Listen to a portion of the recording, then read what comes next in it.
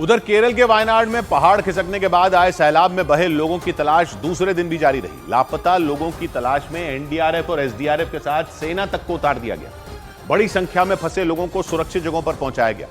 एक रोज पहले देर रात वायनाड में भारी बारिश की वजह से पहाड़ खिसकने की घटना हुई थी। कुदरत के उस कहर की वजह से 160 से ज्यादा लोगों की जान चली गई और 200 से ज्यादा लोग लापता हो गए, क्योंकि मूसलाधार बारिश की वजह से पहाड़ों की ढलान से आए बेहिसाब पानी ने वहां सब कुछ तबाह कर दिया। इसके बाद सैलाब के साथ आए मलबे और बड़ी बड़ी चट्टानों ने वहां तबाही मचा दी। कुदरत का यह कहर वायनाड के मेपटी नाम की पंचायत पर टूटा।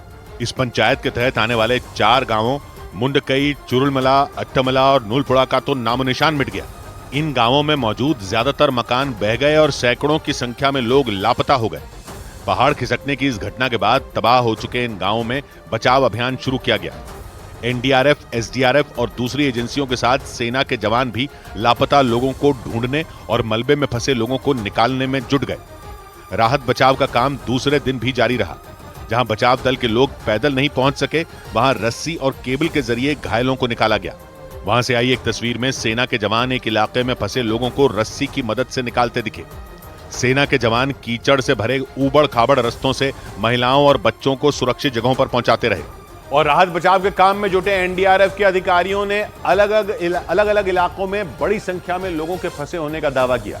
इसीलिए उन लोगों तक पहुंचने के लिए बचाव अभियान में जुटे जवानों ने अपना पूरा दम लगा दिया, ताकि किसी भी सूरत में उन लोगों को सुरक्षित निकाला जा सके। इसके लिए बचाव अभियान में जुटे जवानों ने वहां बह रही एक नदी के ऊपर बांस की मदद से पुल तैयार किया। उस पर लोगों के चलने के लिए रस्सियां बांधी गई। उस काम चलाओ पुल के नीचे से उफनती नदी बहती रही। इसी तरह की एक दूसरी तस्वीर में जान हथेली पर रखकर सेना का एक जवान एक पहाड़ी नदी को पार करने की कोशिश करता नजर आया। मुसीबत यह थी कि नदी के ऊपर एक पेड़ का तना रखा हुआ था और उसी से होकर सेना का जवान दूसरी तरफ जाने की कोशिश करता रहा, ताकि दूसरी तरफ फंसे लोगों तक मदद पहुंचाई जा सके।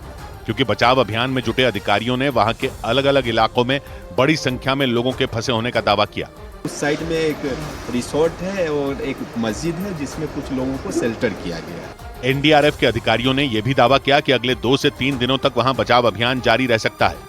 परेशानी यह भी है कि वायनाड के जिस इलाके में कुदरत का कहर टूटा, वहां मौसम विभाग ने बारिश का रेड अलर्ट यानी भारी से बहुत भारी बारिश का अनुमान जताया।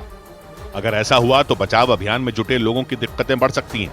लेकिन इस बीच वायनाड में कुदरत के कहर के मुद्दे पर केंद्र और राज्य सरकार में वार पलटवार शुरू हो गया। संसद में गृह मंत्री अमित शाह ने केंद्र सरकार की तरफ से चलाए जा रहे राहत और बचाव के काम की जानकारी दी। इस दौरान उन्होंने आरोप लगा दिया कि केंद्र सरकार ने तो 23 जुलाई को ही अलर्ट को देखते हुए एनडीआरएफ की 9 टीमें केरल भेज दी थी, लेकिन राज्य सरकार ने समय रहते कोई एक्शन नहीं लिया। हालांकि केंद्रीय गृह मंत्री के आरोपों पर केरल के मुख्यमंत्री पी विजयन ने तुरंत पलटवार कर दिया। उन्होंने बयान जारी करते हुए आरोप लगाया कि वायनाड में जमीन खिसकने की घटना से पहले कोई रेड अलर्ट नहीं दिया गया था, जबकि लोकसभा में केंद्रीय गृह मंत्री ने बताया कि 1-2 बार नहीं बल्कि 4 बार मौसम बिगड़ने का अलर्ट राज्य सरकार को दिया गया था। 23 तारीख को ही मेरे ही अनुमोदन से 9 एनडीआरएफ की टीमें केरल के लिए रवाना हो गई थी कि वहां लैंडस्लाइड आ सकता है। अमित शाह ने आरोप लगाया कि राज्य सरकार ने केंद्र सरकार की चेतावनी को नजरअंदाज किया था।